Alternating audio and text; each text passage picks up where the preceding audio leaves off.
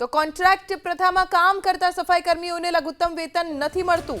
કોંગ્રેસ પક્ષના ઉપનેતા શૈલેષ પરમારે ગૃહમાં ઉઠાવ્યો પ્રશ્ન।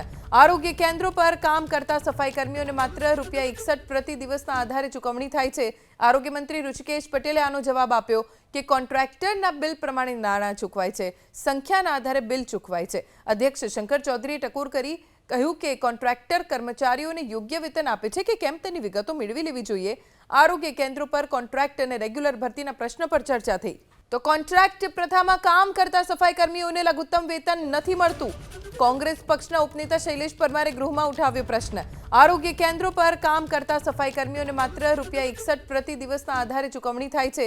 આરોગ્ય મંત્રી ઋષિકેશ પટેલે આનો જવાબ આપ્યો કે કોન્ટ્રાક્ટરના બિલ પ્રમાણે નાણાં ચૂકવાય છે, સંખ્યાના આધારે બિલ ચૂકવાય છે। અધ્યક્ષ શંકર ચૌધરીએ ટકોર કરી કહ્યું કે કોન્ટ્રાક્ટર કર્મચારીઓને યોગ્ય વેતન આપે છે કે કેમ તેની વિગતો મેળવી લેવી જોઈએ।